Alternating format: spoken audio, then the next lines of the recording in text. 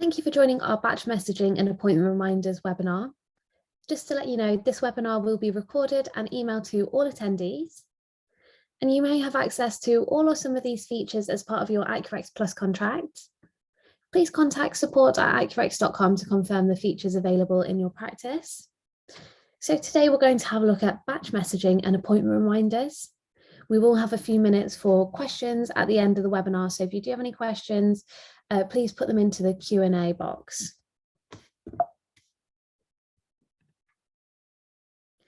If you're on our website and you see this icon, you can chat with our support team, or if you do have any questions, please email customer.success@accuRx.com. I'm going to be using System 1 as my clinical system this week. First, we're going to have a look at batch messaging.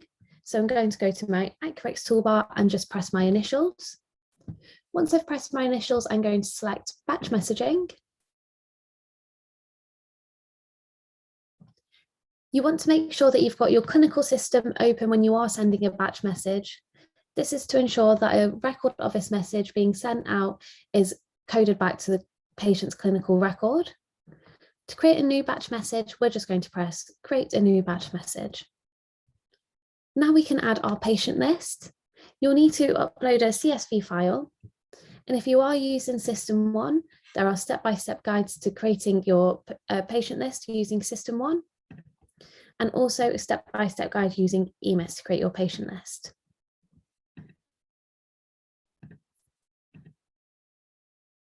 Now I've uploaded my patient list, I can then review what patients I'm going to be sending a message to. So I can see that I had 8 patients on my list in total. 3 of these 8 patients have been accepted onto my patient list, and 5 of the 8 have not been accepted.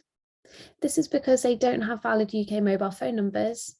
And what you can do at this point is download this list, give the list to your admin team, they can update the phone numbers, and then you can re-upload the list to send a batch message. We're going to continue along with our 3 patients though, and I'm going to press continue at the bottom. When you send a batch message, you can either send an SMS or you can send a Flory. So we'll take a look at sending an SMS first. You can choose from a number of templates by selecting a template just here. You can also create your own template. When you do select a template, you can see this text is auto-generated just here. If you did want to change this text, you can just type anything into here. So this is free text. Secondly, you could send a Flory. If you send a Flory, you'll be sending a patient a structured questionnaire. So we can take a look at the asthma ACT questionnaire. You can see here that the message has been auto-populated that says, I'd like you to complete some questions about your asthma via the link below. And then the link will be auto-generated at the bottom of the message. So with sending a Flory, you'll be getting patient response, and any patient responses will come into your accuRx inbox on your toolbar. Your practice might also have access to Flory Plus, which would give you these 10 new questionnaires just at the bottom. I'm going to go ahead with messaging my 3 patients this asthma ACT questionnaire and press review. Before sending, you can just review what you're sending. So we can see it's going to 3 patients. We're sending a Flory. This is an asthma ACT question, and this is the message that we're sending. There is a SNOMED code attached to this Flory, so this SNOMED code will be automatically written into the patient's clinical record. You just need to ensure that your clinical system is open in the background to ensure that this happens. So once I press send, these patients will be sent their message. It takes around 2 seconds per patient to send the message and also write a record of this message being sent into their clinical record. When you do send a batch message, this page will automatically refresh when the message is sent. On this page, you can see any previous messages that have been sent, the status of this message, who sent the message, and when this was sent.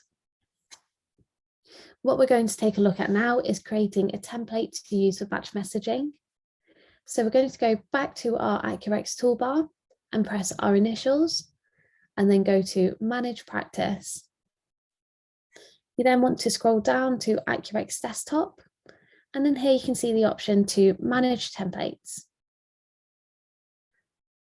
I'm going to create a template for my whole practice to use, so I just want to select this here. And then I can create a new template. I'm just going to call this a demo template and just say this is a test. You can then add a category for this template, and also you can attach a SNOMED code if you wanted to. I'm going to hit save on this.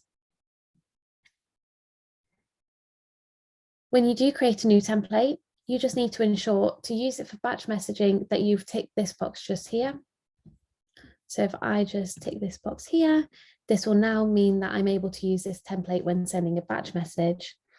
If just the individual box is ticked, this means when you're sending a message to a patient, you can see this template.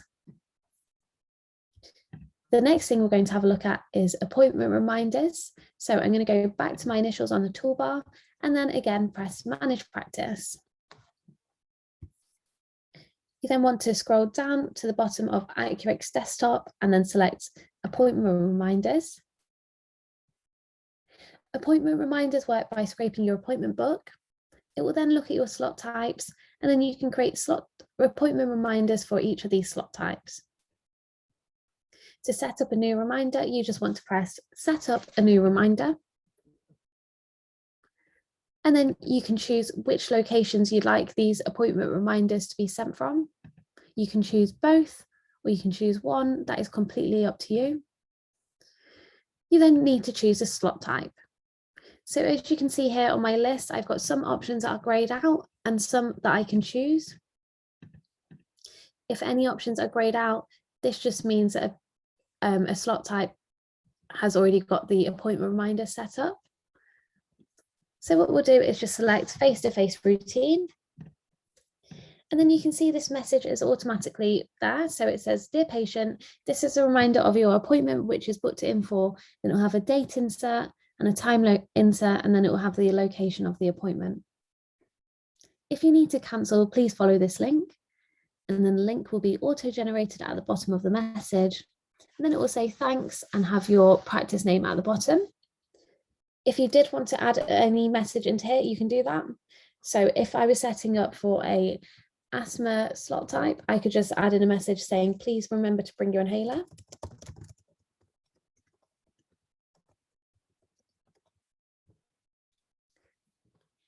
Any appointment reminders will go out to patients exactly 24 hours before their scheduled appointment. So if I set this live,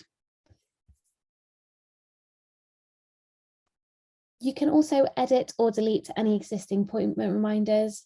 So if we just take a look at this smear clinic appointment reminder, if we wanted to edit or delete this, we can just press the pencil icon on the bottom right.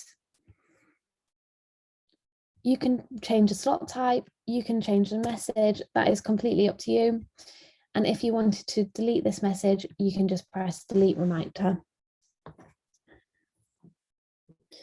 When patients are sent appointment reminders, they're given a link to cancel their appointment if they would like to.